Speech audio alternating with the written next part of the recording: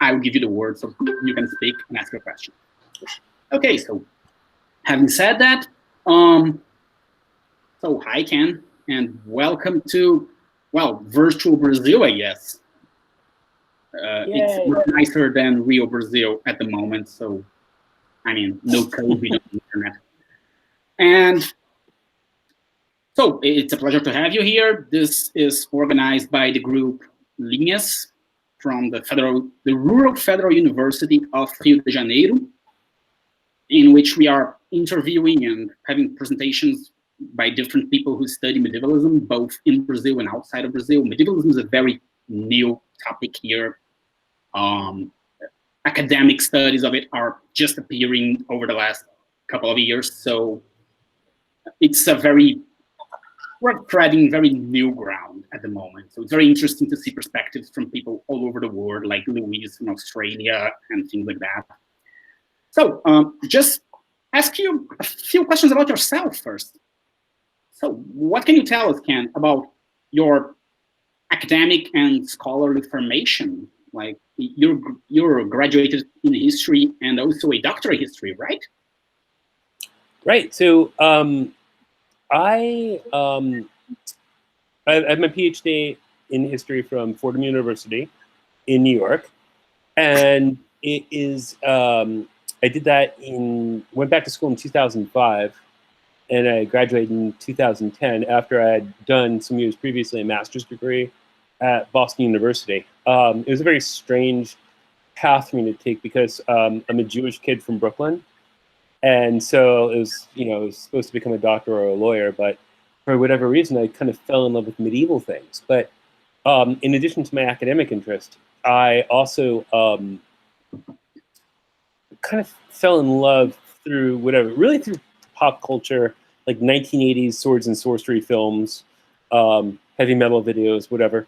I fell in love with with the Middle Ages through medievalism, and sort of identified with that. So I kind of always wanted to learn horsemanship and swordsmanship and things like that. So in addition to my academic path, which has brought me to various places, none very good, I also pursued fencing, and I also pursued horsemanship. And I now, in addition to teaching history, I also teach fencing. I've got my own fencing teaching business. And much of my research and much of my publication is on the subject of the history of fencing and the history of swordsmanship. And it's a really interesting kind of niche thing, but it's been very, very hard for me to make a living doing this, because of course in America we have this adjunct system. We don't have anything approaching labor rights. So I've been sort of cobbling together a living for myself. So I've just gone back to school this semester, and I'm doing a master's in education in instructional design, and I'm looking to be an instructional designer. Ooh. So yeah, so I'll have a PhD and a master's in education. So I'll still be unemployable, but I'll always be able to teach fencing, I suppose. Yeah, hooray for unemployment. I mean, I'm there as well. Yeah. But so you just answered my second question, which would be about how it sparked your interest for the Middle Ages and also for medievalism. But I think you've just answered to that.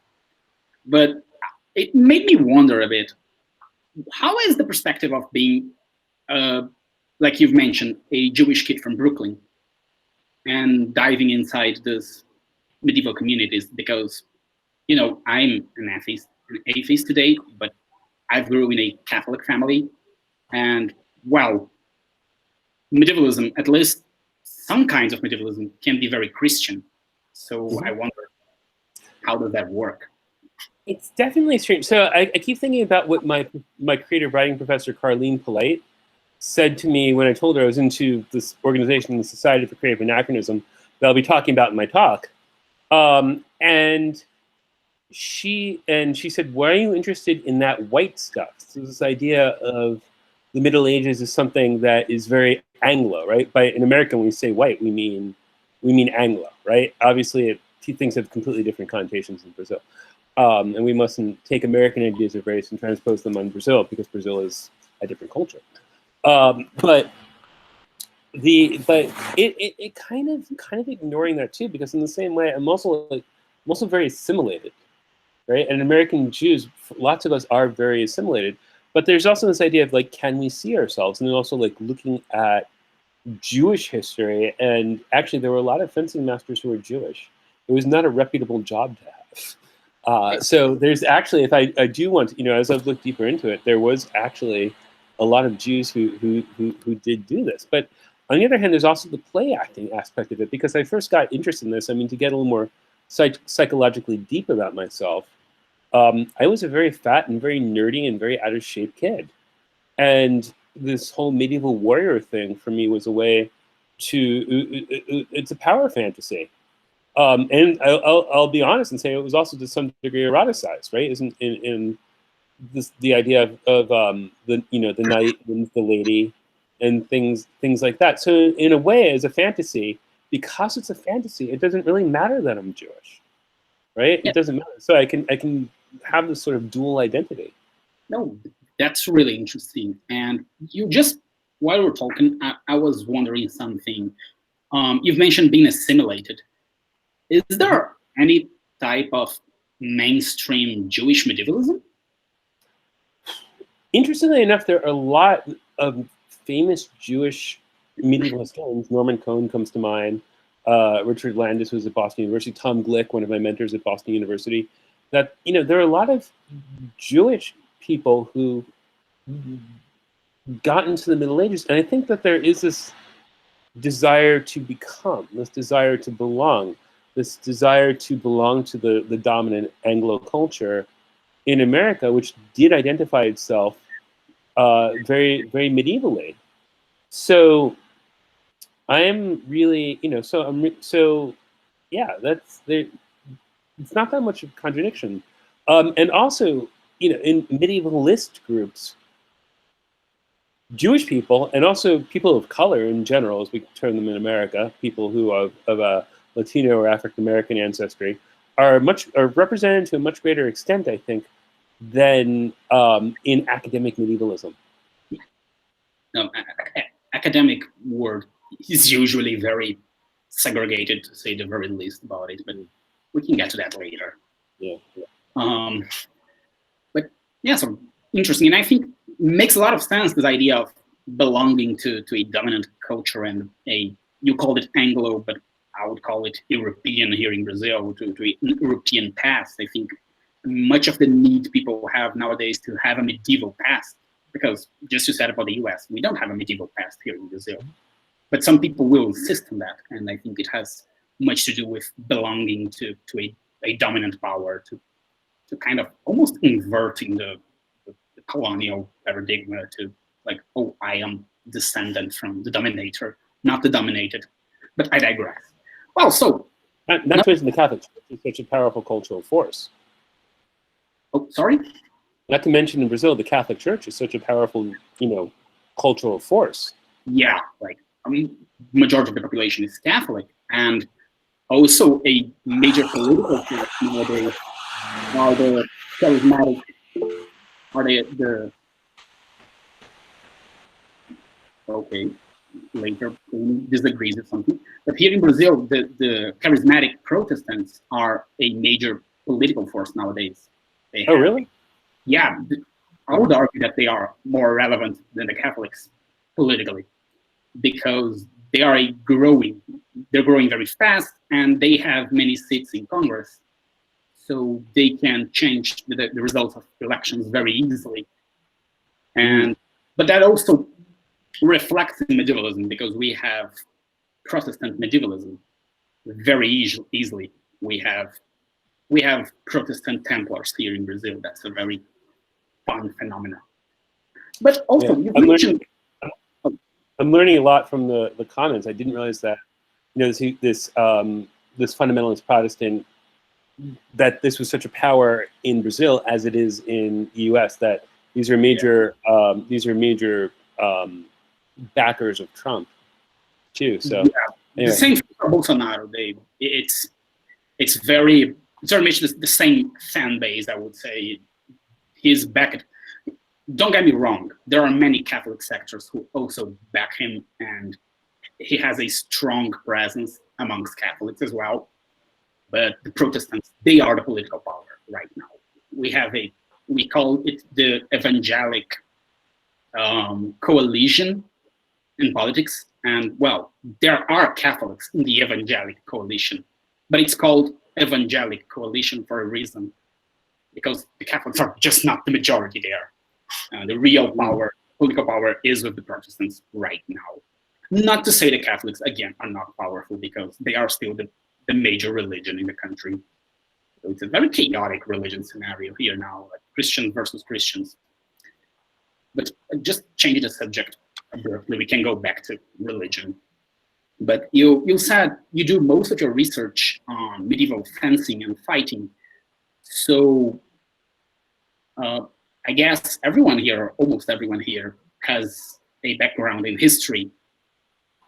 But we don't get, like, at least I don't know many people who do fighting research here in Brazil. So could you talk a bit more about that, how it is to research how people fenced in a time before video to record and fencing, like how it is to interpret fencing manuals, what kind of primary sources you use, this kind of thing? Oh, well, I have a little bit of that in my talk, right? Because I made a PowerPoint for you guys. If you're going to talk about that later, just disregard the question. But but just to briefly answer you, it's very fascinating. So just 2 days ago, my book on time and timekeeping was published. And my interest in the history of time and timekeeping comes from that essential question of how do you represent something that takes place in space and time, like fencing, in a two-dimensional codex. So this is like a really, to me, a very interesting, it's a very interesting research question, and it reflects on a lot of other fields of endeavor. But I'll talk a little bit more about that in my PowerPoint. Okay. I think you can make a presentation, and I can leave the last question for after it, because I think it will touch some ground you're still gonna tread. So. All right, sure. You guys ready? All right, here we go. So I'm gonna give you my. All right. All right. Can you all? And you can all see my PowerPoint? Yep. All right, excellent. So I've got a lot of pictures. I'm going to go pretty quickly through it. The way I tend to present is that rather than reading a paper, which is kind of dull and boring, is that I've got a lot of images which cue me to say certain things and talk about them, and just kind of do it in a looser, more informal style. So just my affiliations real quick. Can you see my cursor at all? If I move it? No. All right, never mind. So I won't play with that then. But I'm currently a graduate student in the education department at UMass Amherst. So of course I got my degree from Fordham University. I'm also affiliated with the Ronin Institute for Independent Scholarship. I adjuncted Anna Maria College, and of course my business is Worcester Historical Swordsmanship. Moving on. So essentially what I want to talk about today, we were talking about the Anglophone world, but to be honest, I'm going to really concentrate on the United States, not England or Australia or New Zealand, but of course I'm American. But what I want to do is talk about various uses of the past in America and how we use the Middle Ages in America, and specifically how several subcultures, well, really two subcultures I'm mainly going to talk about, reinforce certain ideas of the past with the Middle Ages. So just a little overview. I'll give you some definitions. I'm going to give you a little pop culture historiography, or sort of the history of the problem, the ideas, a genetic lineage of ideas, some problems, and then if you want to see, I actually took a survey and I've got some data. So let's just get to the definitions first. In the US, as in Brazil, people use the Middle Ages to justify or reinforce a few problematic attitudes. And I don't really like the word problematic because it's sort of vague and means I don't like this. But nonetheless, I think we need to recognize that there are certain ideas that those of us on the left don't like and which we find to not really increase the net happiness in the world. And I think we'd like to decrease the prevalence of these ideas in a utilitarian kind of way to bring the greatest good for the greatest number. So one of them, of course, being heteronormativity, right? Everyone should be straight. Everyone should, you know, man, woman, children. Toxic masculinity, which is a rather American term for just machismo, right? This idea of men have to be a certain way, men have to be dominant, men have to be controlling. White supremacy, of course, you guys don't need, no one needs an introduction to this idea of white supremacy, that people of European descent should have the majority of resources and political power in society. And my main topic, and the thing that I'm really going to be revolving this around, is medievalist combat sports, which is a particularly, I think, American phenomenon, which is going to be sort of what my topic is going, my things are going to revolve around. And of course, all this is taking place in the particularly American cultural landscape that you need to understand that here in America, we've got a few things that distinguish us from other countries, like our emphasis on laissez-faire capitalism and the lack of a social safety net. Here, socialism is still a dirty word. Donald Trump is hurling his accusations at Joe Biden, his chief rival in the presidential campaign, which is a bit of a ridiculous thing to accuse Joe Biden of, considering his own record. But nonetheless, we need to understand that we live in America in an intensely competitive society, and if you fail, it's usually considered to be your own fault. American sporting culture is its own kind of unique thing, and it's really in our schools. It's really completely put throughout our schools, high schools. You've all, I hope, watched American movies, American high school movies. This idea of the jock, of the sports team, the athlete as socially dominant in the subculture of the American high school. And we Americans, I mean, of course, you know, football is amazingly important in Brazil, of course, without, but, and it's something that everything revolves around. But American football, I think, is, which is, of course, is the most popular sport, is its own sort of game in that it's hyper-specialized. It requires expensive and specialized equipment. And it really puts this emphasis on being big and strong, not agile. If you look at American football players, they tend to be very large men. And that is a definite aspect of American sports culture. We can't forget that America was a country built on slavery really since the beginning. And of course, this was something that was preeminently in the American South. And the question of slavery, of course, in American history led to estrangement between various parts of the country and the Civil War, which ended enslavement. But of course, neither the North or the South were willing to grant African Americans full and equal rights as citizens. And so various sorts of discrimination and segregation were and are still informally maintained. They were legally maintained through the 1960s, and then now they're still informally maintained. Of course, that's what a lot of things are. A lot of the political movements, the Black Lives Matter movements, aiming to eliminate now. We need to point to the huge influence of the American entertainment industry, particularly on our perceptions of history in America. Of course, in the middle, in America, much as Brazil, we don't have castles. You can't go and see medieval sites as you can in, say, England or France. And history is not really taught very well or very thoroughly in our primary, secondary educational system. So what people's idea of history is very much gained through the entertainment industry.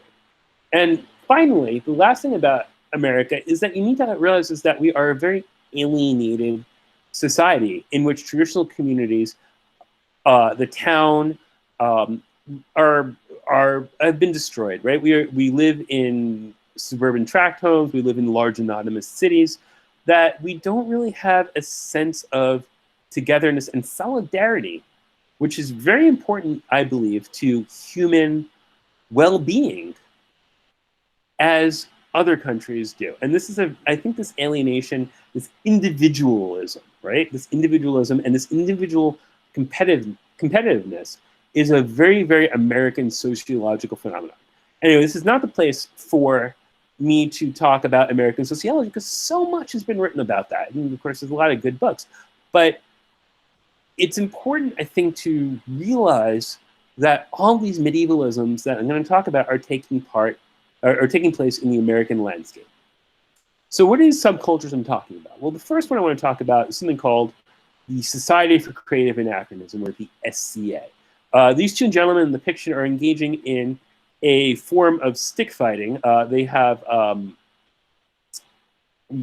swords, quote unquote, made of rattan. And wait a minute, which slide are you? The SCA slide, can you guys see this? No, we are in the first one. Oh, no. Okay, now it has moved. Oh, no, so I'll just do this. I'm sorry. All right, let's go back. My bad. So I'll just go flip through them. Can you see them now? Yep, it's moving. Yeah, it's working. All right, transition. All right, so let me just go back to the beginning. My bad. Well, this is fine. Tech happens. Yeah, I should have known that it doesn't let you do that, right? Which is annoying because I spent a lot of time putting very beautiful transitions into my thing. So here I was talking about the definitions, problems, right? Actually, I had everything very laid out.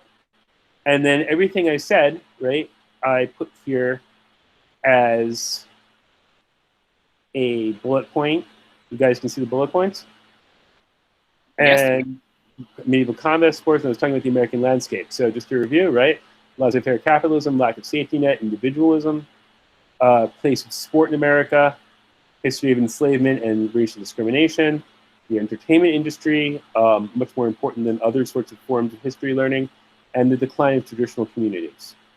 All right, back to the community subcultures. Here is the SCA slide. You all can see that? And these two gentlemen are engaging in a fight with wooden swords made of rattan. And this is a very, very important activity in this organization. You can also see the picture of all these people swearing fealty, because in the United States, and actually the entire world, is divided by the SCA into quote-unquote kingdoms. And in each one, every biannually, twice a year, actually, they have what's called a crown tournament, and the winner of the stick fighting tournament gets to be the king. And this is a very, very important position in the subculture. I mean, in this photo that you see here, the knights, these people wearing the white belts. Can you see the cursor now, by the way? If I point at stuff? Nope, no cursor? Never mind. Okay, so, no, we can see the cursor now. Oh, you can see the cursor? Okay, cool. So they're wearing white belts, right? So they're swearing fealty to this king. And you can see there's a lot of people in this room. This is not a small organization. So they are swearing fealty to the king. So you beat everybody else up with a stick, you get to be the king. And this is amazingly important because the SCA is very, very, very meaningful to the participants. And it's not a small organization. It was founded in 1966 by some science fiction writers in Berkeley, California.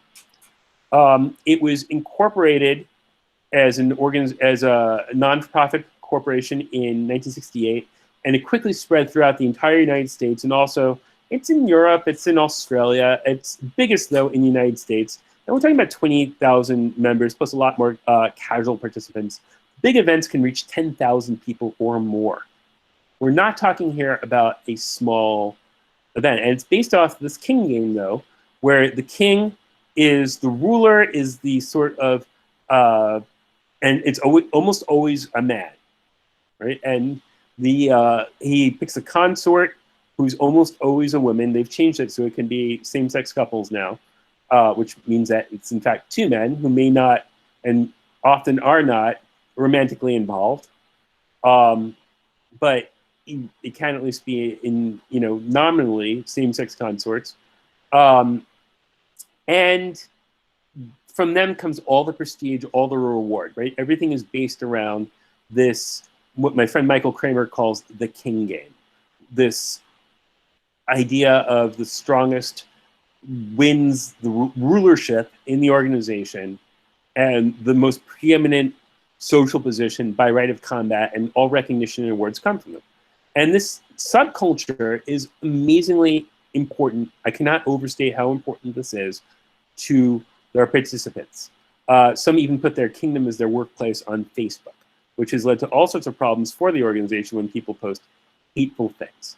So maybe you've heard of the Society for Creative Anachronism before, maybe not, but I think it's a very, very important organization to talk about when we're talking about medievalism in America, perhaps the most important organization to talk about. The other thing I'm going to talk about is historical European martial arts, which is my research subject, which is, unlike the Society for Creative Anachronism, not trying to recreate a fictional Middle Ages, because that's what the people in the SCA do, is they are trying to recreate a medieval structure that they can essentially play a dress-up game in. In historical European martial arts, people say, no, we are modern people, right? Our equipment looks like, if you look at this, the equipment looks like modern sports equipment, but we're recreating from books. And this is the John Paul Getty Museum's copy of Fury de Liberi's Flower of Battle from about 1410. I've worked a lot on that book. And people look at this and they try to use this, turn this flat codex that doesn't move into a viable martial art, a viable martial skill. And it's a difficult thing to do to begin with, but the thing I want to point out vis-a-vis this is the Protestant relation to text. That is, everyone could read the primary texts for themselves, right? The primacy of the sources, and that we could find a guide for orthopraxy and a guide for performing in the modern world through these texts, if you understand, just as Protestants read the Bible for themselves. And we don't need the received tradition that has come with them. We reject modern fencing. We reject anything else that might give us a clue, but rather this extreme individualism, if you follow me, in the reading and interpretation of texts, which I should mention I do not hold with. That I'm accredited by the American Fencing Coaches Association as a teacher of historical fencing, right, from my own background. The other subculture I want to talk about is the Armored Combat League, which is subsidiary to these because it is the membership in this very much derives from the Society for Creative Anachronism, but there's a lot of crossover, and they're bringing some of what they do to the Society for Creative Anachronism. But what this is they wanted to do like the SCA fighting, but bigger and heavier. But they base what they do off of these medieval combat sports and wars that are held in Eastern Europe, specifically starting in Ukraine, I believe, called the Battle of Nations, in which representative teams from all these different countries, you can imagine the Ukraine versus Russia battles are quite fierce, and they come to this big tournament in Eastern Europe. The Poles come, right? There's Belarus. All these different nations are represented, and the Americans decide, well, we should send representatives, and it is a very heavy metal take, literally, on medieval combat because no thrusting is allowed, and actually a lot of the techniques that people actually use for armored combat in the Middle Ages and Brazil participates as well. They all do. Lots of countries send representatives, and there's like national teams. So you've got these modern nation states, and they go to compete in this modern combat sport. But it's a very modern take on the combat sport because they use these weapons that are bigger and heavier, and designed to just batter and knock other people unconscious. And they participate in these individual and mass combats, and the armor in turn is much heavier than medieval combat medieval armor was. So it's a little it's a little, it's bigger, tougher, heavier, and it kind of participates in this kind of heavy metal American football take on medieval combat. So that's the last one. So I'm going to mention that in passing, but I want you to know what it is. It's nationalistic, it's big, it's tough, it's very, very modern.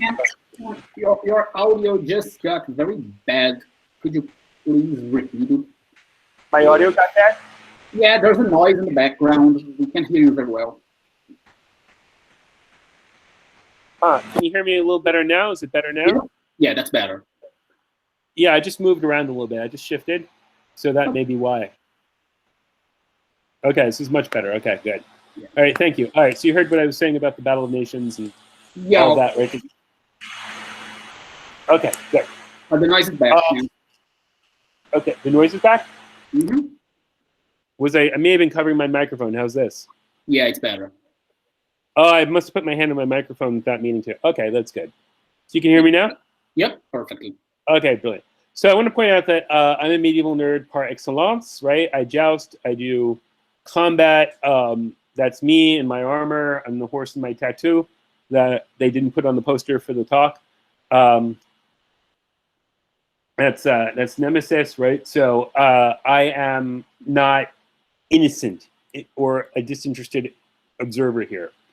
I would point out too that there are people in these groups who make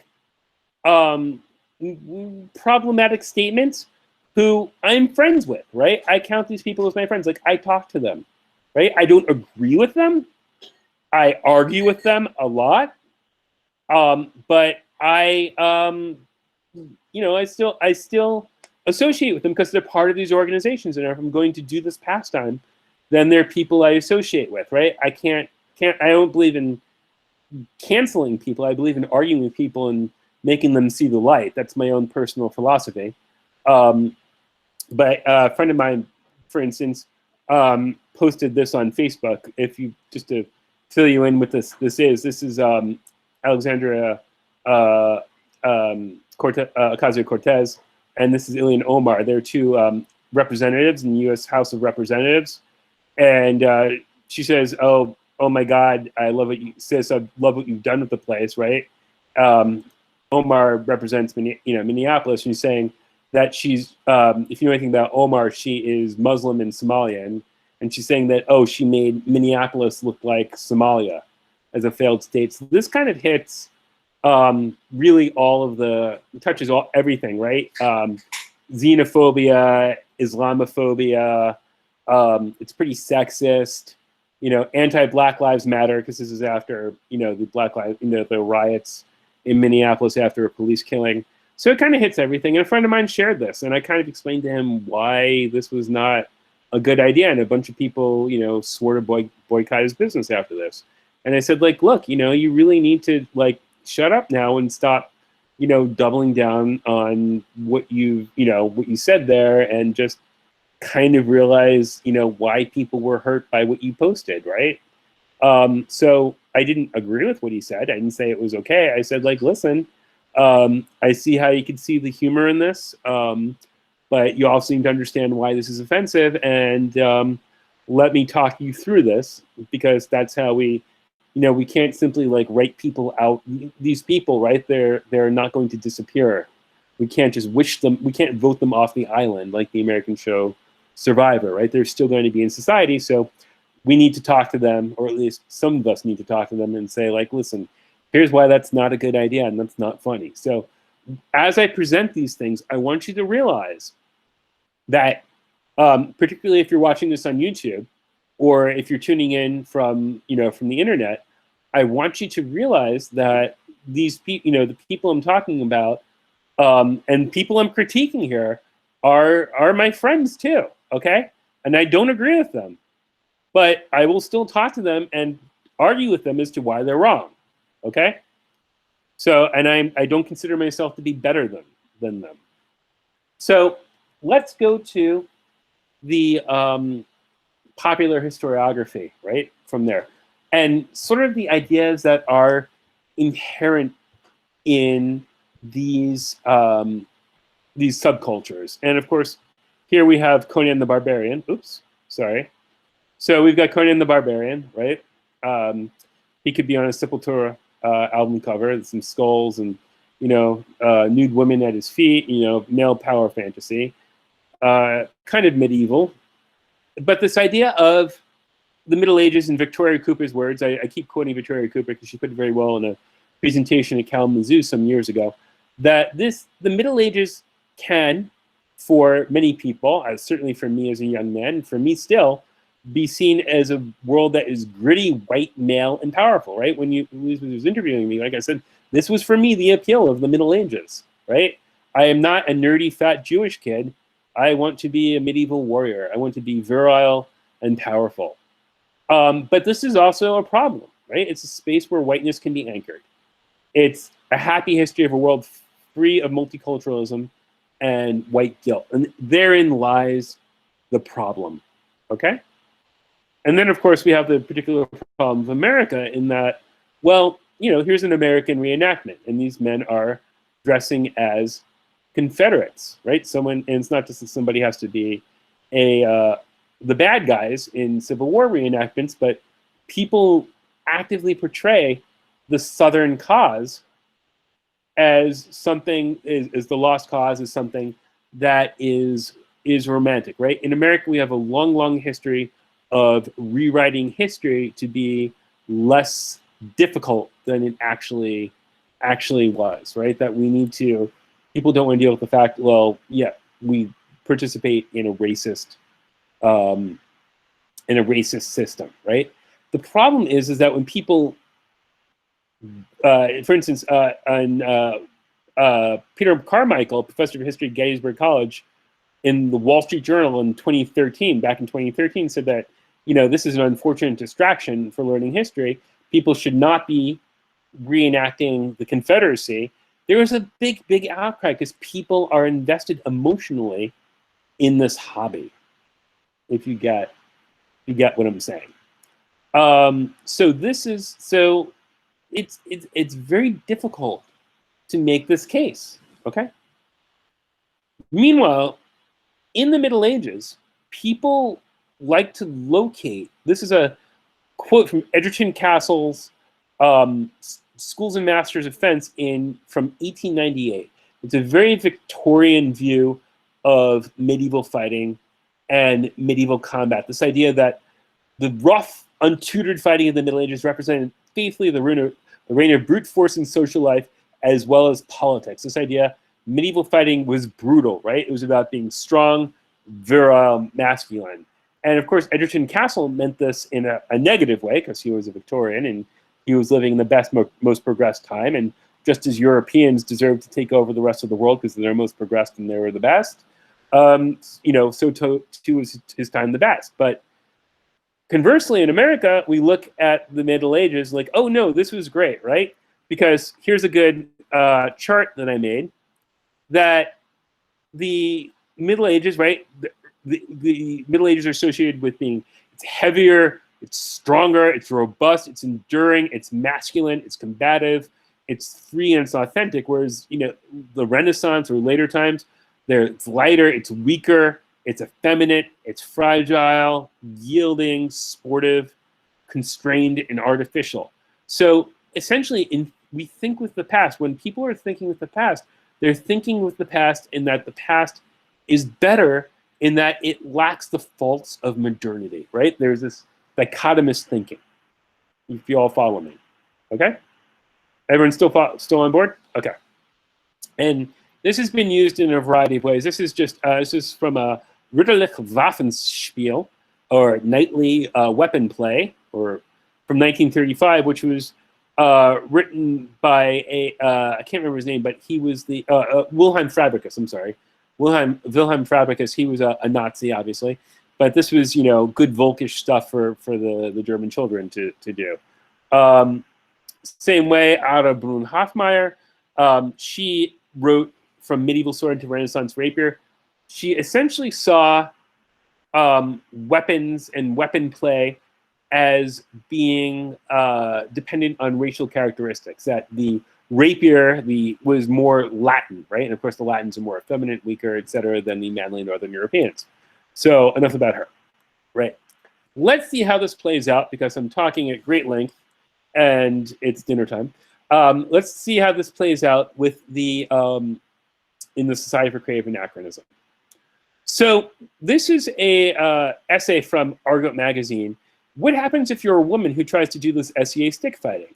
Well, she fights this man, right? And she's got this very, very telling essay about this man says to her, "You are incapable of hitting me hard enough for me to count it as a valid blow," because the SEA fighting is self-judged, right? You have to hit people with a certain force level to do that. There's no point in our fighting, right? You can't hit me hard enough, right? It's all self-scored on the honor system. He cannot be, this woman cannot possibly hit him hard enough for it to tell.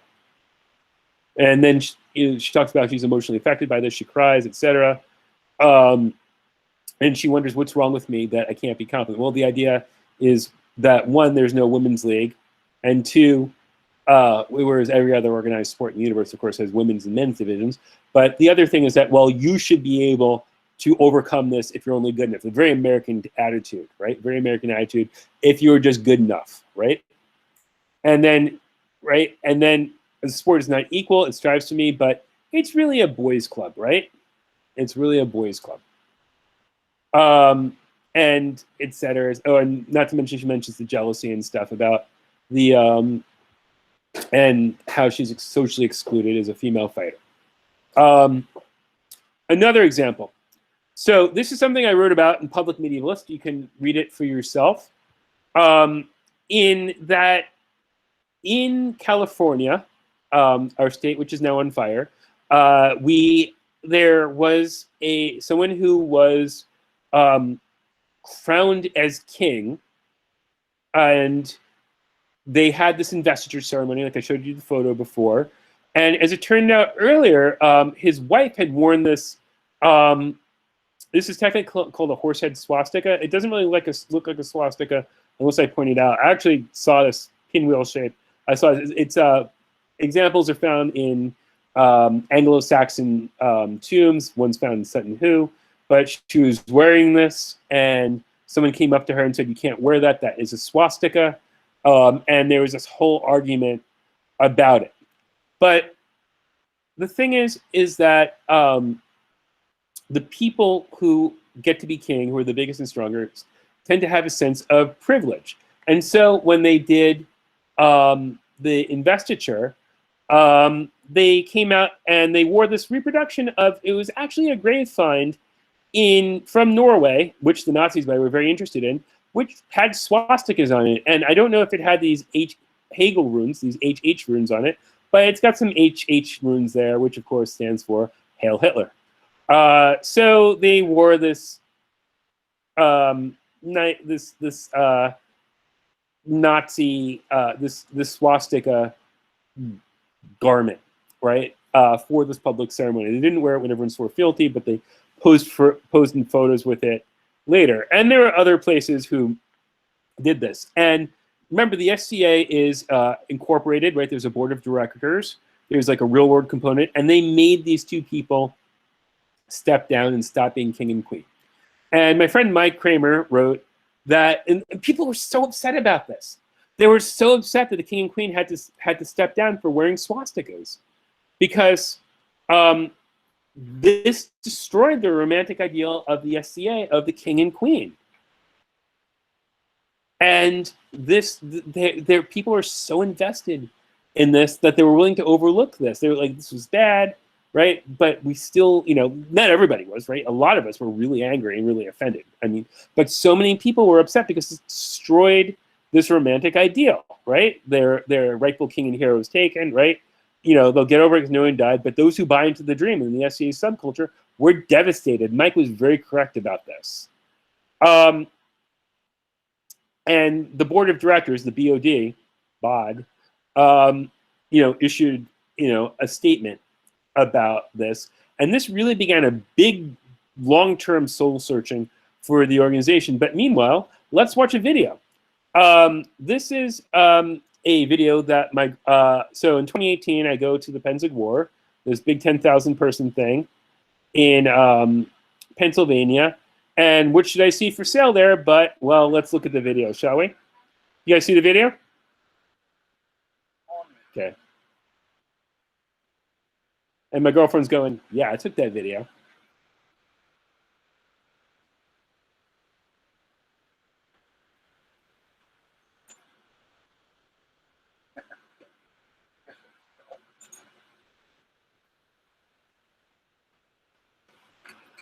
It's really nice, isn't it?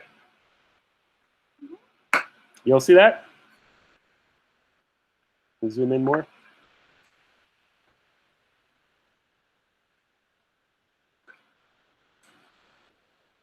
Here, I'm going to skip ahead in the video so you guys don't have to watch the whole credit card transaction. So,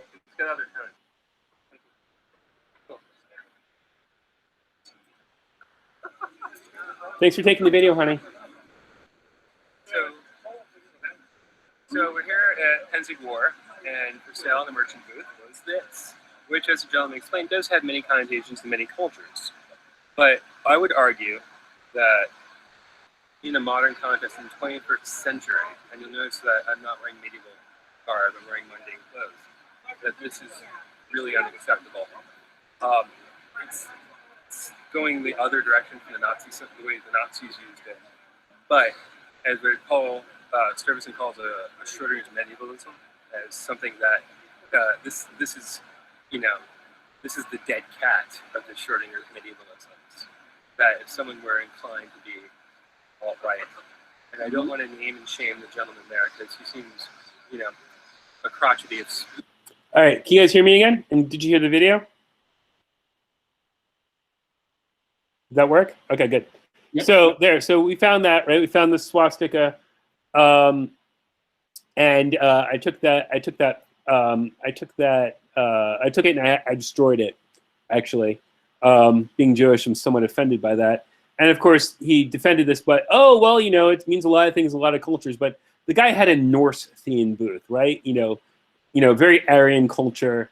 And you notice also I took off my medieval costume to do this, though I'm wearing a T-shirt, I should say, from Kalamazoo, which of course is more appropriate, I think, from the International Medieval Congress in Kalamazoo.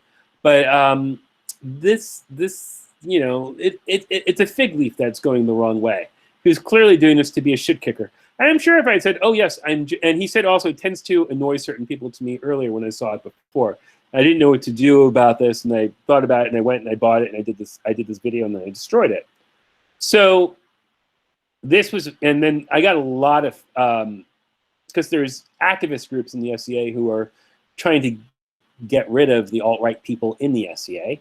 And I got some angry emails and, you know, about that. I'm no longer welcome in someone's knife selling booth, by the way. But, you know, this you know, one guy in the middle of, you know, 10,000 people. And, you know, there's probably some more people there who are sympathetic to him. And it was hard for me to explain to the people who own the campground that this takes place and why this was problematic, because they're Trump voters. But you know, it shows that there's a bunch of people there who, I won't even say that the guy is a, you know, he wouldn't say he's a racist or anything like that. I just think that Americans don't like being told what to do. That they're doing this because they don't want to be told that he did this because he didn't want to be told what to do. Just like these guys didn't want to be told not to wear swastikas. Okay, let's look at another kind. You know, so there's, you know, but it's, you know, it doesn't change the fact that, like, I'm Jewish, and I see a swastika, I think someone's trying to kill me or wants to kill me. It's a bit of a problem. All right, let's look at another video. This is something, an investiture that took place in the SCA Kingdom. And I want to point out that what this guy is saying is with the best of intentions, but he kind of gets his signaling mixed. Seeing the hard work and the effort of its populace, seeing the traditions that we hold, has been truly a magical honor. What he's doing is he's stepping down as king, right? He's taking off his kingly regalia so that the next king can take the throne. That we shared So a he's common doing dream. this as a piece of theater. 50 years that we've come together despite our differences in religion, despite our differences in politics or political affiliation. We have found a way to find a foundation that we can all share. We have found a way to overcome many challenges. We leave this kingdom to address challenges that exist elsewhere. We don't leave this kingdom in our heart, but it is important that we do address that there are still problems here. As we look back over those 50 years of noble history that our society has had, the 40 years of noble history that our kingdom has had, it has been not without its hurdles. It has been not without its challenges. Those challenges have been ever present, and they will remain ever present as our society in the SCA and our outward society continue to evolve.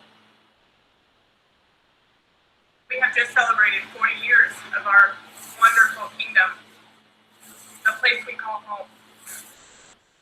And we continue to grow. We have watched as our kingdom has birthed other kingdoms, and they have continued to grow. And it has truly been an honor to sit on these thrones and enjoy this last year with all of you. Words have power. Words have power when they're spoken, and words have power when they're written. Words have power when they are typed. The way that we communicate with one another, there's messages both on the surface and underneath it. Some of those messages we don't necessarily mean. Some of them we don't imply. It's always in the eye of the beholder how that message will be interpreted. It is important that we consider the way that we communicate with one another. Moving forward, as you have a new crown at your head, you still share the same passions. You still share the same dream. You still have so much more in common than you do that is different than those people that you may disagree with in person or online. As I have donned this yellow belt once again. All right, so I'm going to stop that there. Did you hear that? You saw that, right? So what he did there, right? So he gives this anti-racist message, and he's like talking. He's saying, you guys, have to worry about how what you say is taken. You can't say this racist stuff online, and then it's so rich, and there's such unintentional irony there. He puts on a crusader outfit, right?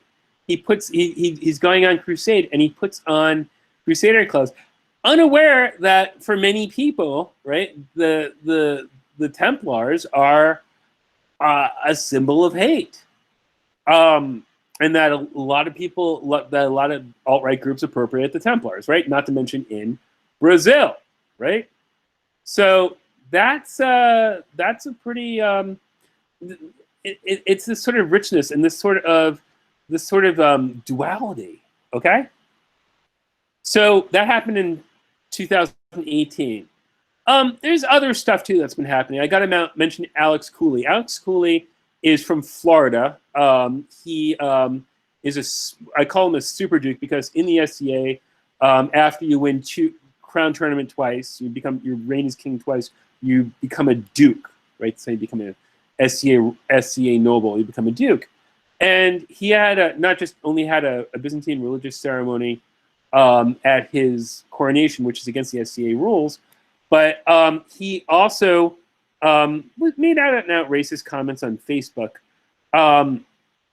and he named somebody to he gave someone a high honor who made out and out racist comments on Facebook, and Michael Smith, who was a member of that order, who was a person of color, resigned from the order. And Cooley actually put up a black mannequin in his merchant booth at this big 10,000 person event, which he called Cletus, and he just mocked this individual on the internet. Other problematic. Here's the East Kingdom, by the way. Here's where I live in Massachusetts, so I'm in the East Kingdom. This is Louis Rondon. He was a police officer. I should mention also that the individual who wore the swastika was also a police officer. Louis Rondon was a sort of a bridge and tunnel officer who was they're in charge of the bridges and tunnels in New York City, and he had an affair with a woman named Deborah Waldinger. I should mention that there's too many bridges, please, so many bridges, right? But he's having an affair with a woman. I should mention that also one of the perks of being the alpha male in the SCA game is you get sexual access to women, or at least you think you do. And so he's having an affair with a woman, and she said, you know, I'm going to tell you, something happened between them, and he killed her with a framing hammer. This happened just last year. Bit of toxic masculinity there, I would think. He's still, I think, awaiting trial.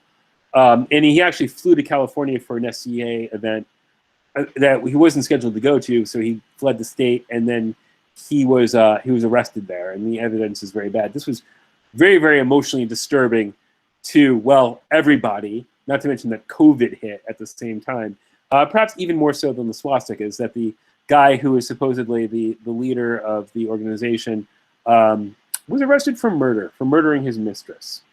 And anyway, his wife continued to lead the kingdom on her own.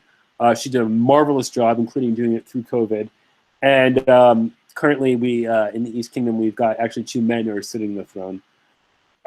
So that's a problem, right? And that's, you know, and he, by the way, I should mention, he was not the first person to be king of the SCA to be arrested for murder or accessory to murder. There's another case in the 1980s. So we're talking here, you know, a history of violence. So what's being done to this, right? Well, some of it is, you know, the problem is that the fact that, you know, you become king by hitting everyone else with a stick is sort of hard-coded into the organization's bylaws. So that's a problem. And it does lead to a lot of toxic masculinity, but there's a lot of other stuff too. Like, just to sort of surmise what's going on in these Facebook messages, is that this individual, who is a well-known fighter, was expelled for being a sexual predator. And the SCA board of directors is trying to change things. So this past July, right, that they proposed changes to the bylaws to make it a harassment-free environment, and also that, you know, people who claim to work for the whatever their local kingdom is, and then make racist comments, right, that could be an actionable offense. They also de-emphasized the Eurocentric focus of the SCA. So this is the left is a change. It gives a much more inclusive speech, as it were, saying that welcoming to people of any race, creed, ethnicity, gender identity, sexual preferences, and national origin. Whereas on the right, it says, well, basically we're a Eurocentric organization, right? We're basically saying that this takes out, on the left, any references to Europe. So there's this proposed change to the bylaws. Meanwhile, of course, people are protesting that, and this is going on in social media. What form the Society for Creative Anachronism should shape. This is an ongoing conversation within the organization between people who are protesting white innocence and people who say this is a problem. Okay, enough about the SCA. I've been talking for about, you know, not quite an hour, but about 45 minutes on the SCA. I want to talk a bit about HEMA, because I've done a lot of presentations and work on HEMA, on historical, again, HEMA stands for Historical European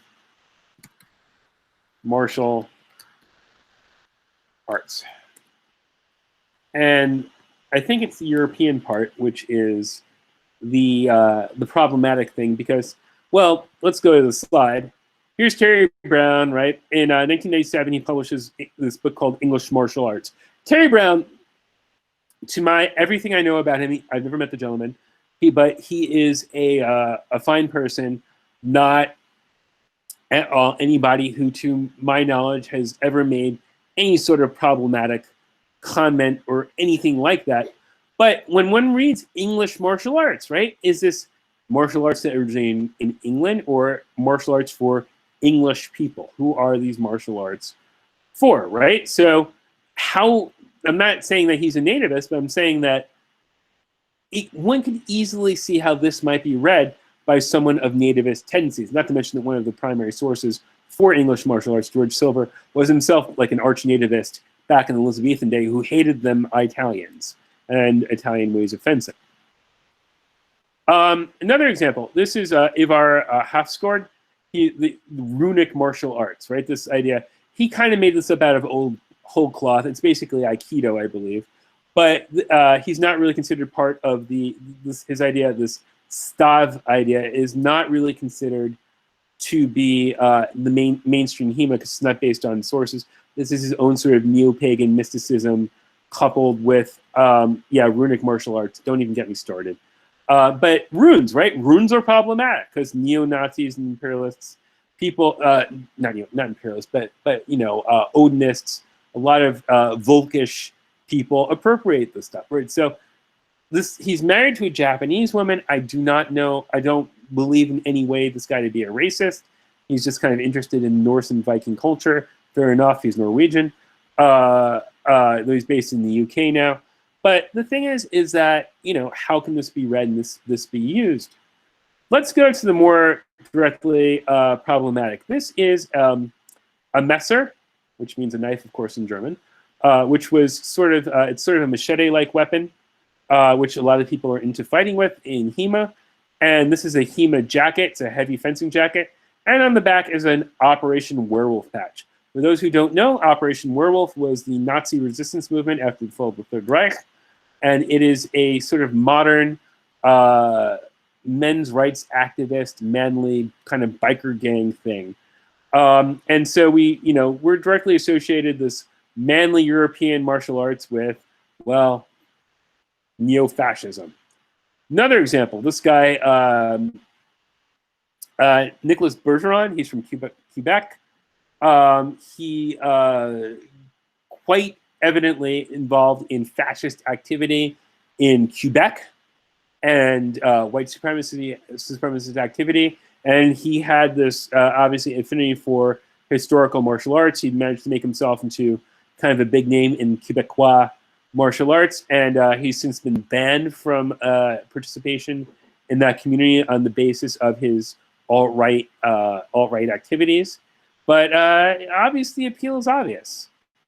Another thing, right? This guy, Frank Doherty in the UK, this is some of his Facebook feed, right? This is, quite a bit of problematic stuff that this guy has posted, right? Knife attack, right? This whole thing, right? We're gonna, the brown people are taking over in Europe. This is a bad thing, right?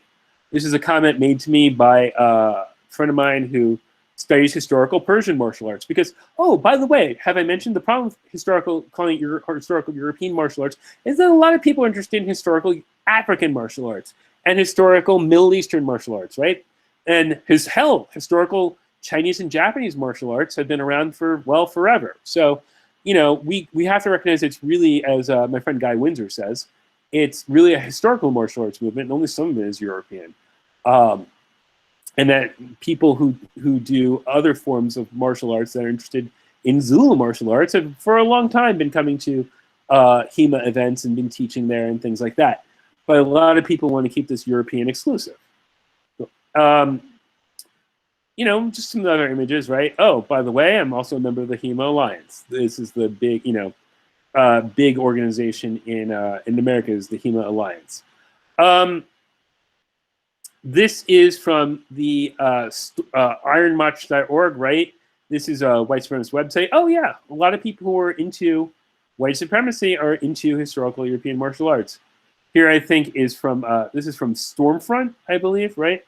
This is, and then of course, as we can see, this is, people making use, this is the, what is this? This is the Traditionalist Workers' Party, who are there. They got a whole bunch of shields and runes and alt-right designs on their shields, which, if you look at any of these videos of the riots taking place, there's all these people using shields and medieval tactics there. I've caught a whole bunch of shit for this too, I should mention. It's my friend Greg saying, tell him to fuck off, because Greg was beating up skinheads when Tom was in diapers. But Tom's like, oh my God, you know, Ken's such a horrible person for looking at this. You know, the problem isn't the racists. The problem is you people who are like Ken, who are against our expressing our ethnic white pride. To which they say, go screw yourself, Tom. Some of the most shit I've caught was, and I wasn't even the guy who outed this guy, Axel Pedersen and his friend Anders Leonard were two of the really big names in Swedish HEMA, like people who like won all the, you know, they organized tournaments and they won all the tournaments and they were invited everywhere to teach. And as it turns out, Axel has quite a long history of online alt-right shit posting and worship of Nazis. And another example here, I got in a lot of trouble with this, right?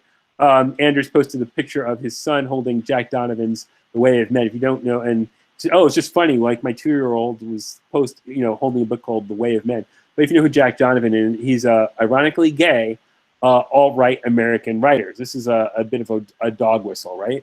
If you take a picture of your kid holding the Quran, that has a meaning. You take a picture of your kid holding the American Declaration of Independence, that has a meaning. You take a picture of your kid holding the Communist Manifesto, that has a meaning. And you take a picture of your kid holding Jack Donovan, that has a meaning. So Anders is kind of out.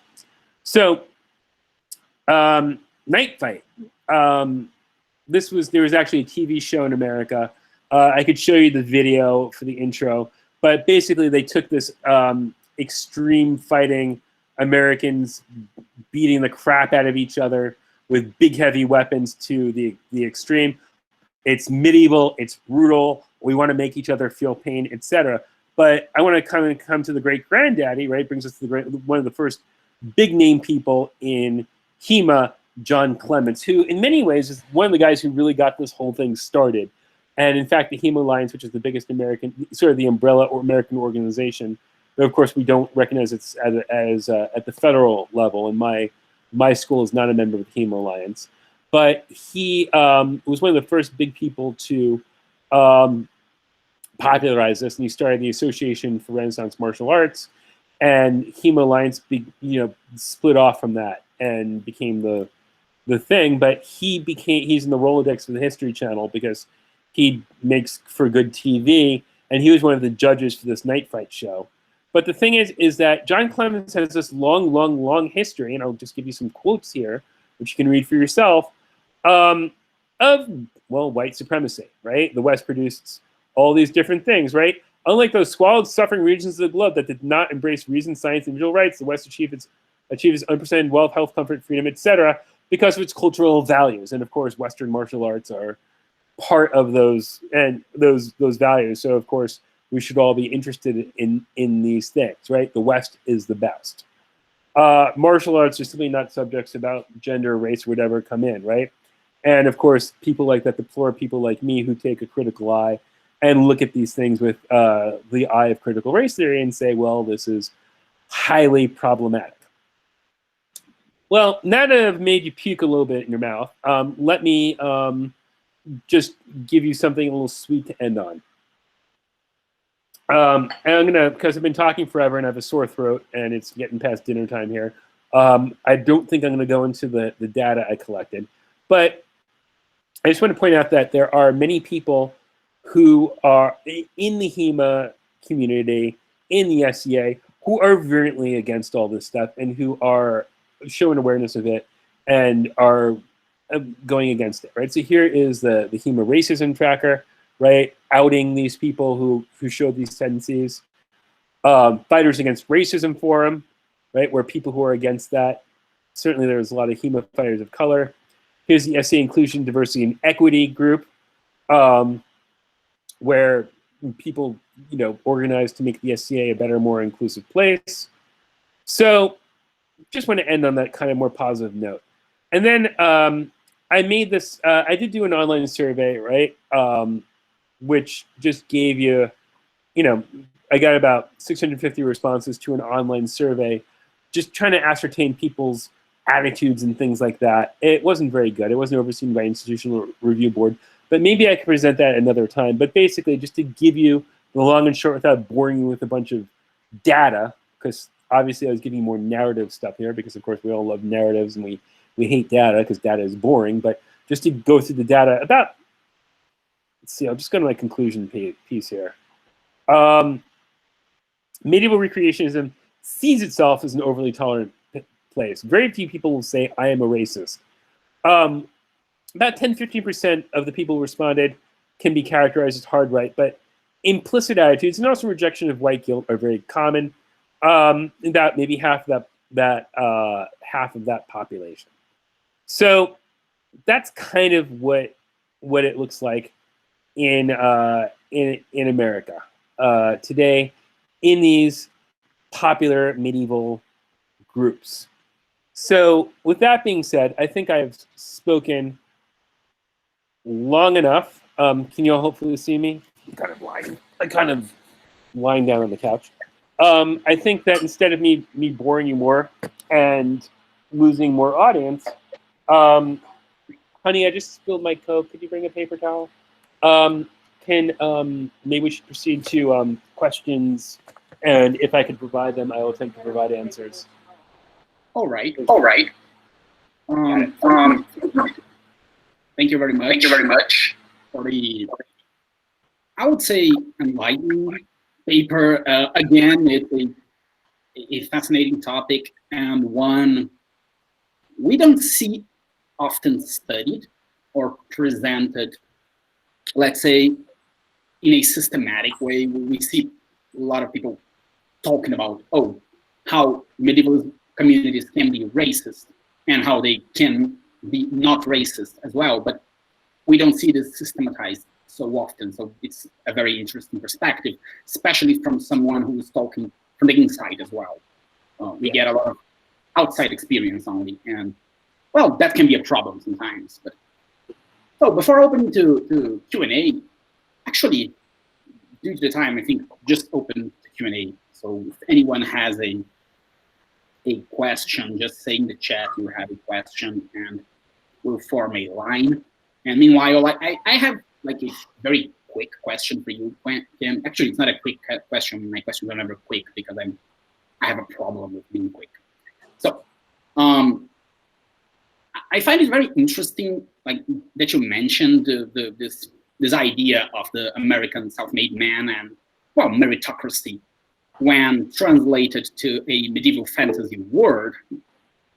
And although I think Brazil and the US do share a lot in common in some of those perspectives, especially because they have a very similar background in racism and, well, slavery. We had systematic slavery here in Brazil up to very recently in history, and actually from longer than the US. And so we have a very, Brazil is, although people don't think that at first, Brazil is a very racist country.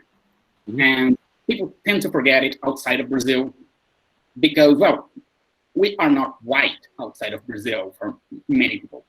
And I think that's funny because you mentioned like earlier that you are dark-skinned enough to be Latino in the US. And or something, right? Yeah. That's funny because here, you're white. I mean, you're white. But funny thing, I am white as well. And, well, most people in this call are white as well. But that's not the case when we are outside of Brazil.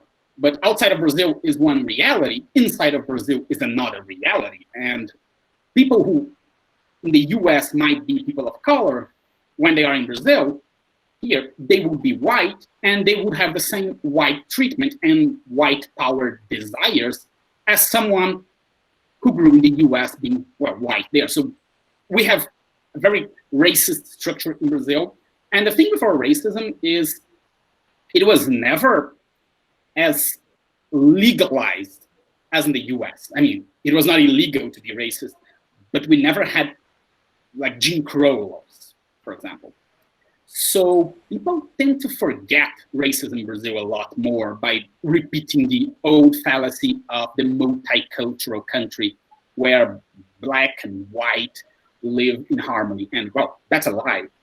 our racism is much more veiled than the USA racism. Of course, we don't have something as explicit as the KKK, but we have older ideals condensed in society. So I think it's a very similar perspective.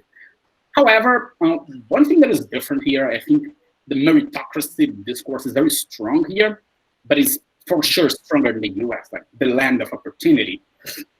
And what I think is funny is how, I'm not sure if this is a big movement in the US, but anarcho-capitalism, which I've never understood the concept with, well, it has become the thing with the alt-right here. And they love the Middle Ages. Like, they really do.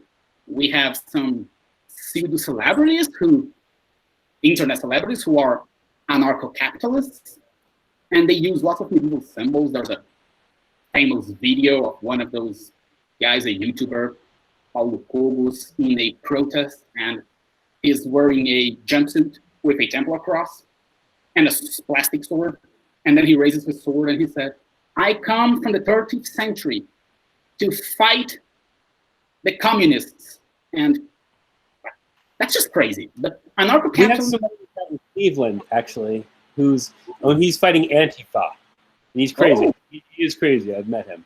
Yeah, we have those kind of people, and they are anarcho-capitalists because they somehow believe the Middle Ages were the utopia of anarchism and, well, meritocracy.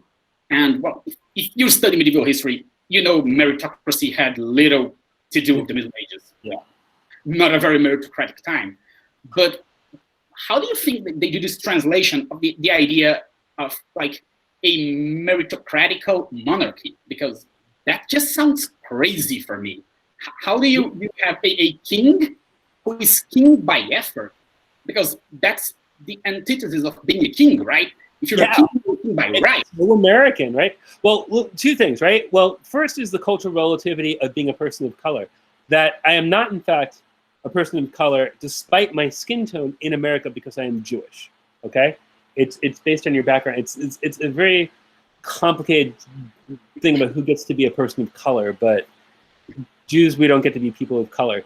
On the other hand, right, my friend from Brazil, whose dad was American, who's very pale skinned, she comes here and people are like, "Oh, you're white," and she's like, "No, I am Brazilian, right? I am Brazilian." Like she is from Sao Paulo, right? She's and they're like, "Oh, well, you need to go do sensitivity training because you're white." And like she speaks, American English without an accent, but she, and people are like shocked at that, shocked at this. So it's so much of it in America is the eye of the beholder. It's so not just culturally relative, but it's relative for individuals, right? And of course, in Brazil, I wouldn't be considered, I don't know, I'd be Jewish. I'd still be Jewish, but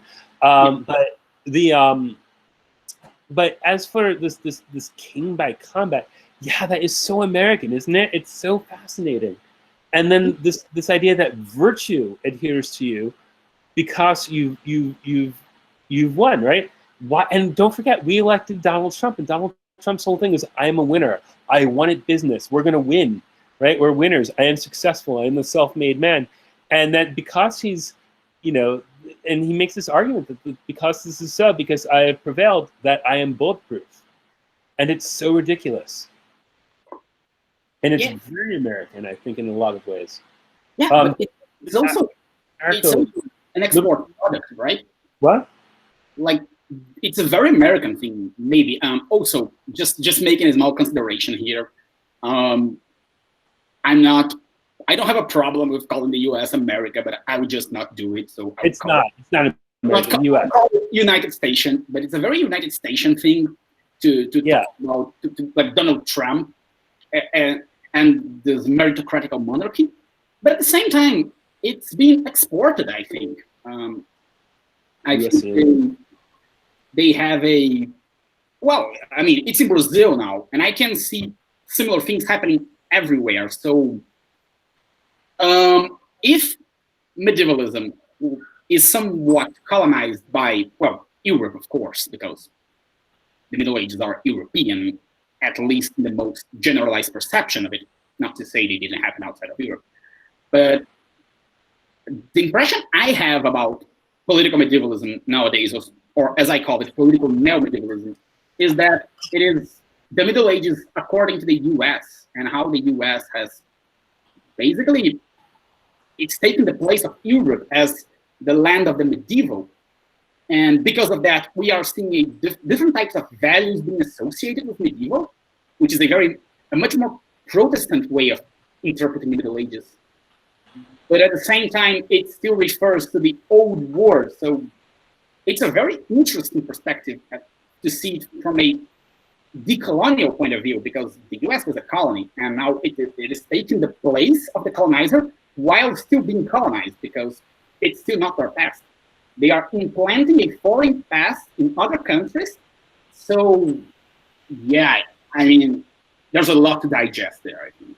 Well, we've got this whole idea of manifest destiny that even though we began as a colony, right? We saw our founding as somehow divinely ordained, and that we are the ones who are going to push forward the torch of Western civilization. That it went from, Greece to Rome to Europe to us, and apparently it's burning up in California right now. But yeah, I mean, even if you read like the American, like the Yellow Peril stuff from the early 20th century, the whole fear of Asia, right? That this idea also that like a race war was inevitable. This was a big thing that all of previous history was just heading towards Anglo-American, and by Anglo-American I mean Anglo-USian dominance. You see. And of course we refer to ourselves as American. Even the fact that we refer to ourselves as Americans and US as Americans is that like no one else counts, right? Canada is just our hat, and Mexico doesn't even count, even though so much of our territory was taken from Mexico in the first place. So yeah, it's bizarre. And it's funny because even in other languages, you are referred to as Americans. Like in Portuguese, people would say Americans to talk about the US, and that shows like the extent of the influence. But well, I think João Batista has a question for you, so I think João is going to ask himself. Hi, can you see me? Can you hear me? I can see and hear you. All right. So thank you very much. Congratulations on the presentation. And I have a lot of questions, but I will try to resume some of the most important for me.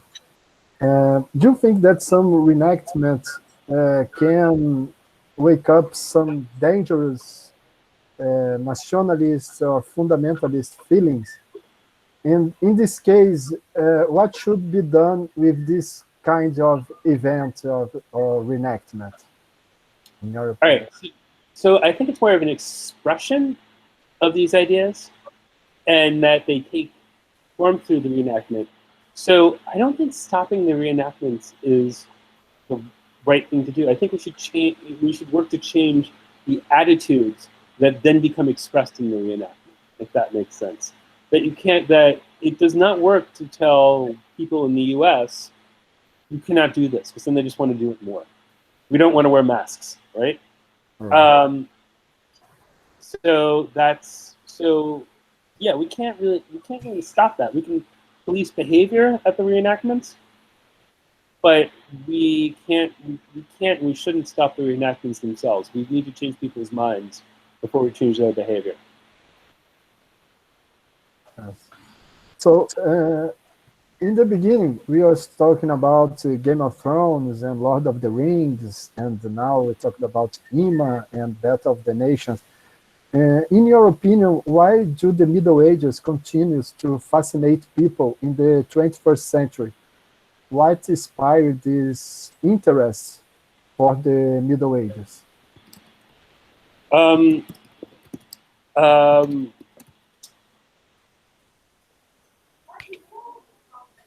Why have the Middle Ages ever been unpopular? I think that part of it is Hollywood. I think a large part of it is the entertainment industry. A large part of it is the entertainment industry, that people market these stories to us and that they are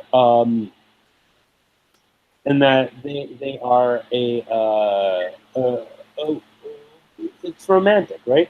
But also that people, like I was saying before, locate in the Middle Ages antidotes to what they don't like about modernity. It is a more virile time, a more masculine time, a more powerful time, authentic, right? All the things that they don't, it gives a convenient other.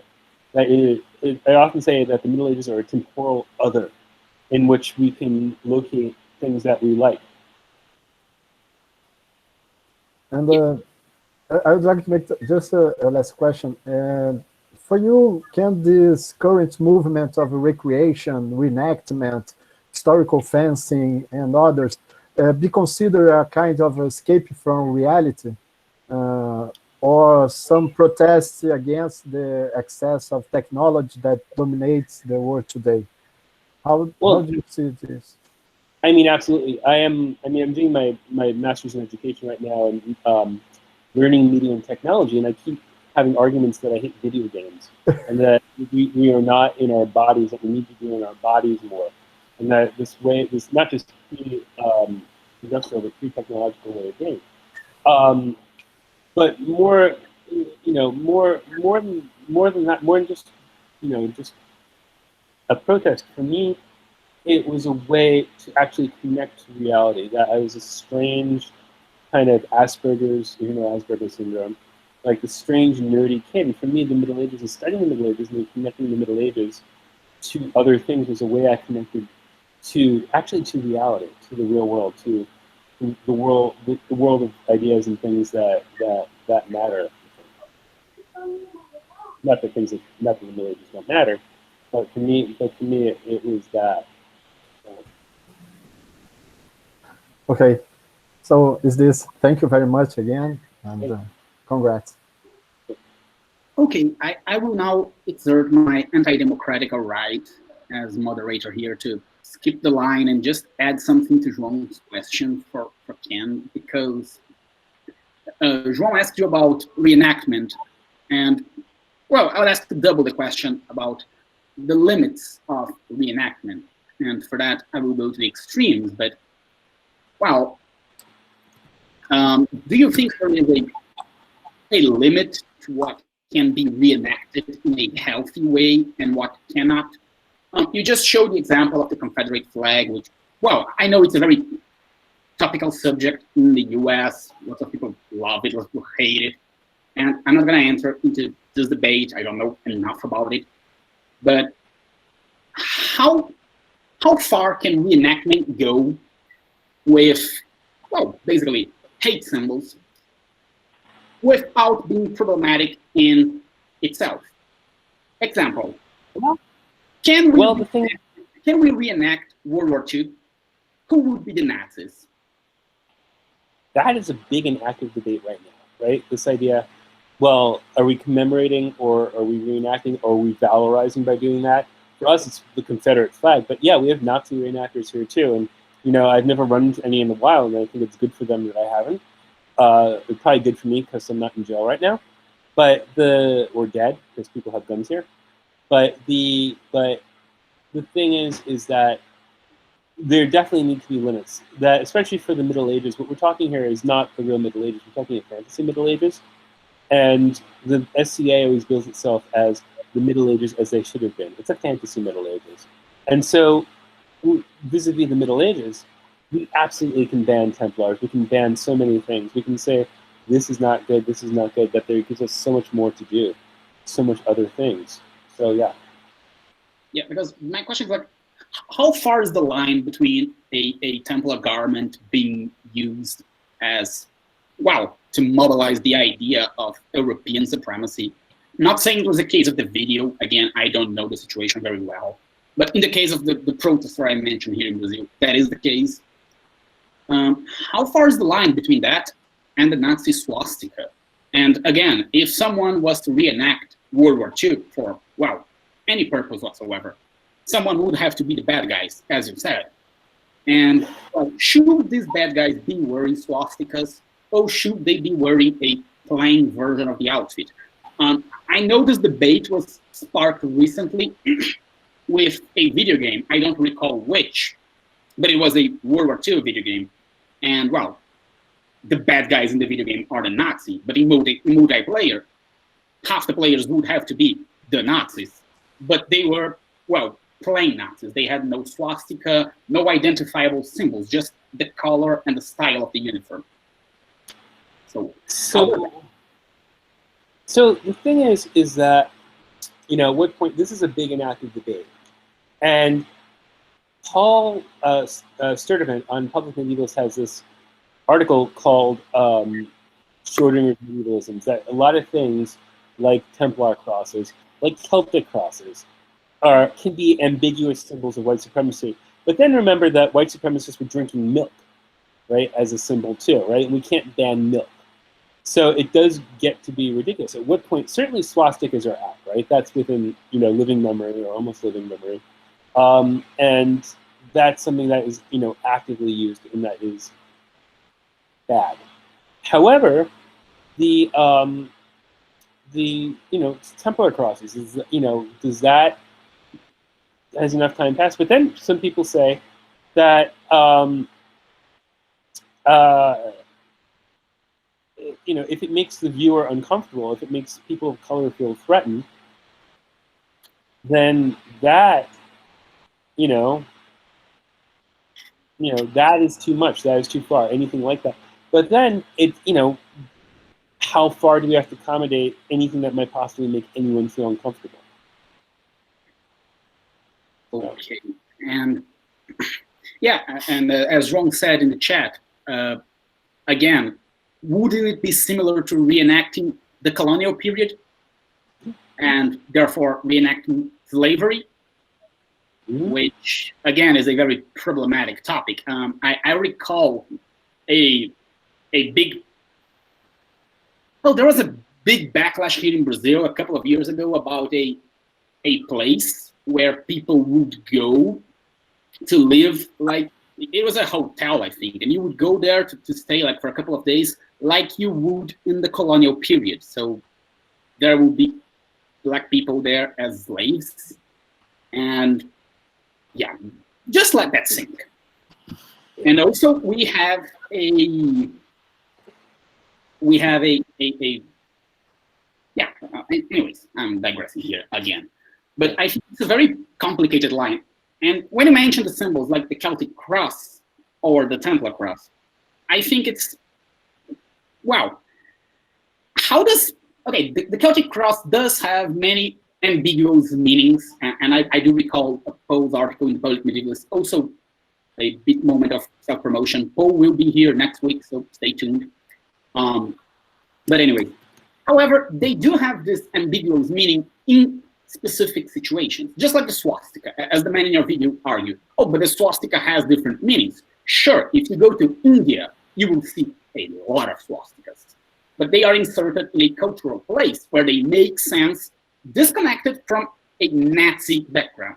However, when you bring the swastika to Brazil, to the US, it no longer bears any Indian religion significance.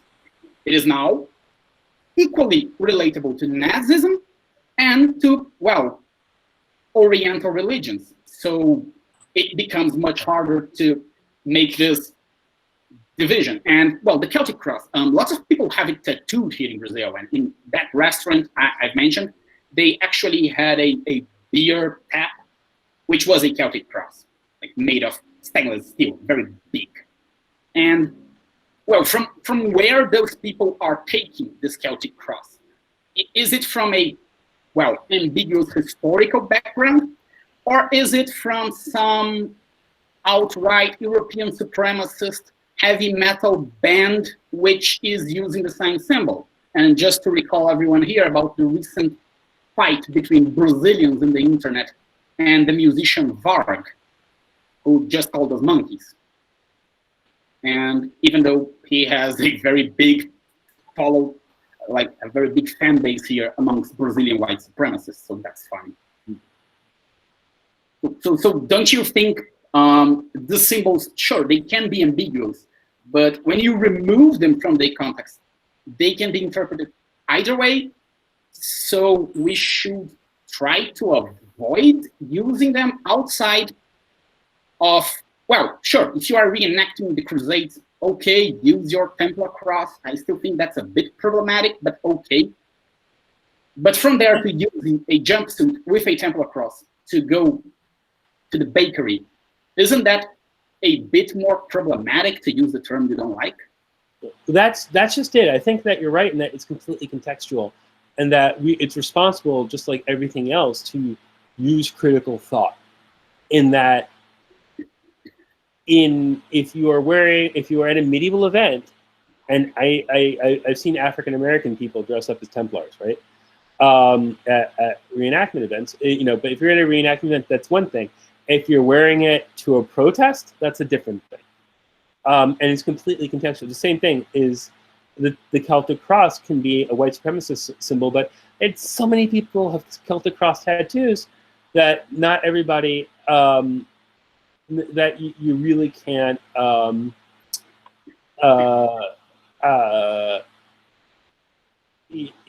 say you can't have that. I think there was going to be another question in Portuguese, by the way. So. Yeah, it's Clean's question. Yeah. Hi, I can elaborate in English, so I speak in Portuguese with help Luis. It's okay? Okay. Or speak in French, like. Yeah, but I want to make sure I actually understand. So say it in Portuguese, and maybe Luis can translate. Sure. Ok.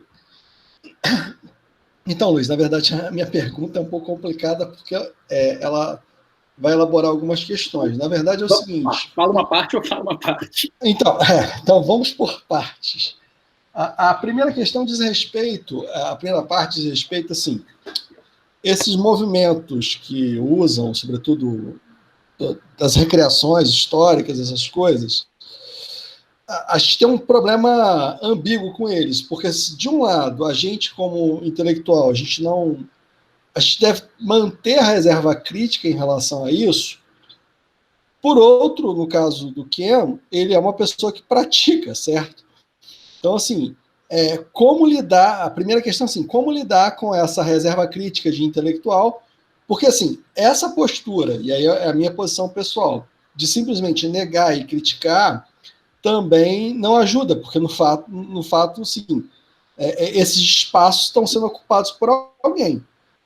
E se a gente não ocupa esses espaços com a devida reserva crítica, que é a nossa função, a gente abre espaço para problemas, como vocês estavam colocando em relação ao uso da suástica. Então, assim, primeiro eu queria saber, assim, como ele lida em nível pessoal com essa situação, porque ele citou vários exemplos lá. Deixa eu fazer essa primeira, então.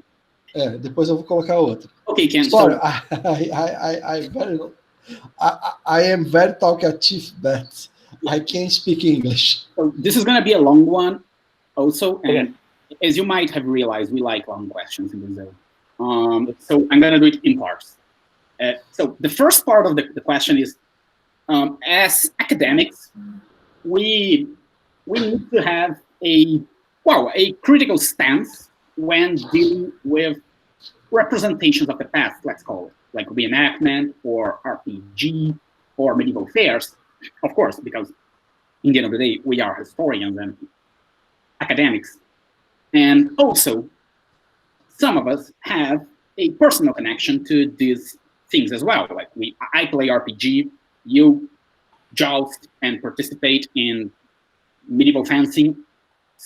And so Queen is asking, in a personal level first, how do you conciliate both things? The critical sense of a historian, and just to quote Paul Sturtevant, he said recently in I think it was a live stream, that having a history diploma means becoming a very, very nitpicky person about almost everything.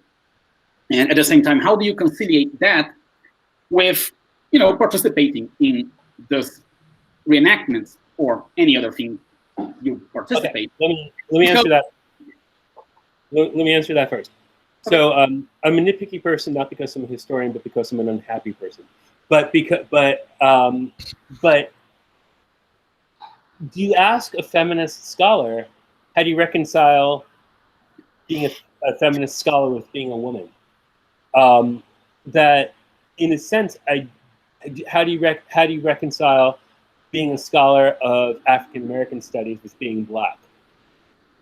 Right. That, in a sense, that I think to separate the self from the subject of study is itself an imperialist mode of thought. That we cannot do that. That we cannot. Objectivity is a lie. There's always an agenda. There's always a background, and that we cannot separate the self from the subject of study. That is this sort of allopathic idea is a great fallacy, and so we need to always recognize our biases and where we're coming from and all of that. And so I go into that knowing my critical biases and perhaps with more awareness than other people, and not pretending to the myth of objectivity, and not seeing the Middle Ages as something to be a butterfly to be killed and pinned to a board and classified, but rather to be something that we should not just study but also enjoy. Okay. Okay, second part of the question. Okay. Ok. Então, a segunda parte aí eu vou primeiro perguntar para você, Luiz, se eu entendi bem. É que, independente de qualquer coisa, há um número crescente desse movimento de recriação e de discurso de ódio, vamos colocar assim. Correto? Eu entendi, certo? Bom, e aí está a questão, assim, a minha questão é como se aproximar desse tipo de coisa, tomando como base essa Idade Média recriada, e tentar disputar espaço no campo de vista ético, ou seja, como tentar impedir que isso seja completamente, e emenda um pouco com o que você falou, assim, até que ponto não pode se transformar numa coisa perigosa, e eu acho que a tendência é que se transforme numa coisa perigosa se nós nos omitirmos, entendeu? E aí, o que ele acha que pode ser pensado, é muito mais não é nenhuma questão, mas eu pedi a opinião dele, entendeu? Okay, so the second one is a more broad question. It's not really a question with an answer, it's more a matter of opinion from you, Ken. He would like to know what you think. But, well, seeing as the Middle Ages are currently being very associated with, well, outright racism, sexism, and that also these things are having somewhat of a growing presence inside, well, pop culture related to the Middle Ages and reenactment groups and many other things, or maybe they are not having a growing presence, but they are there and present. And we are basically seeing somewhat of a fight for the past, as we always have in history, for the, which Middle Ages. And so Chris' question is, how do we fight that? How can we, and not necessarily we as scholars, but also we as people in general, how can we fight for the spaces inside these communities? How can we talk to them without just dismissing it as wrong, because that just doesn't work, but also without being omissive and just say, oh, that's fine, because sometimes it isn't fine. Well, I think if there's any point to what I was saying today, it's that at the Middle Ages, as they are enacted and realized in the US, are a product of American culture. So if we want to change that, don't change the phenomenon, change the epiphenomenon. Change the culture, change the foundation, change the systemic racism, change the problems. That simply going after, oh, you're dressing up like a Knight Templar, you're forwarding white supremacy in America, in the US, whatever, it's a fallacy, right? And it's a bunch of academics trying to make themselves look important at a time when there's no money for the Middle Ages in American higher education, in US higher education, in world higher education. Who cares about the humanities? There's no money in the Middle Ages. This is why Luis is unemployed. This is why I'm doing this stupid master's in education in teaching, so I can get a job to pay for my horses and my armor and the other stuff that makes me happy. right? All these people who are making all these loud noises are doing so because they want to argue, hey, you should pay me money because I'm fighting white supremacy. Bullshit. Bullshit. Complete and total bullshit. You want to change stuff? Change don't teach the Middle Ages in school. Teach Black history, right? Teach American history. Teach tolerance in schools, right? Eliminate systemic racism, right? There's so much stuff that we need to do besides the Middle Ages, in that regard, right? The Middle Ages are almost irrelevant. Thank you. Sorry, I'm so depressing about that. Clean? Non, j'ai bien compris. Je suis d'accord avec toi. Yeah. Okay. Any more questions? It's not the most beginning. Yeah, a lot of people left. Yeah, well, it's late. It's Wednesday. Yeah, it's late. But that was good. Yeah, sure. Just commenting what you just said, I totally agree. And we can see also some sort of trend. And sure, I'm part of this trend because I'm studying political medievalism. But it's funny to see how much more people are talking about, well, political medievalism over the last months, basically. And sure, there has been a spike in political medievalism. But I also attribute that a bit to a need for us to be relevant, and I share this need. Like one of my deep, I have a word right now, but one of the things that bothered me the most in academia when I was studying, well, old school history, was basically the feeling that I'm just studying something that has very little connection to what I'm seeing. I'm studying a sermon, a medieval sermon. So I would attribute that to a need to be relevant also, other than a need for funding, which is also very relevant. And yeah, but that's it. I think the Middle Ages are just a symptom. Well, the thing is that we got to realize that the political medievalism is the epiphenomenon to the phenomenon, and we have to understand the nomenon, right?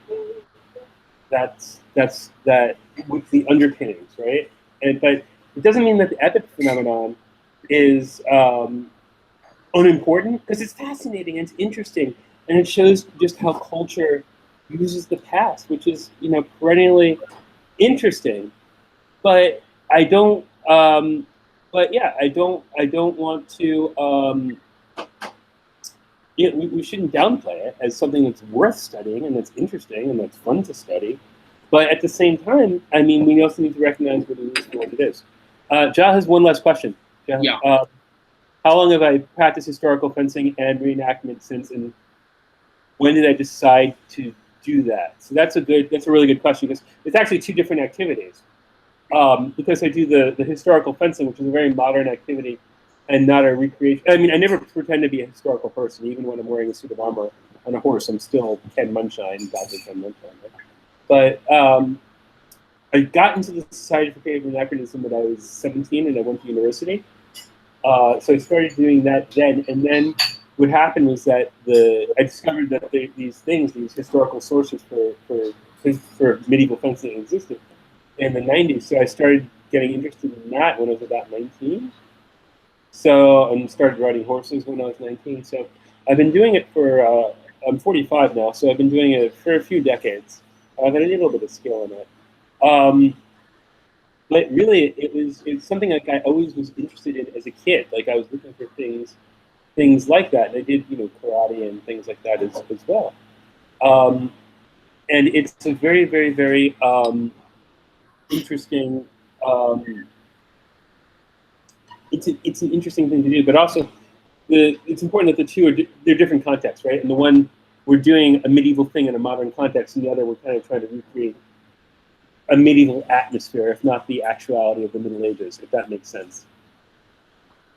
I hope you can hear me okay. I'm going to take them. Hope there's not. All right, cool. Thanks so much. I think that's it. Thank you. It's Well, I hope that was a good discussion. I hope I gave you satisfaction. Oh, sure.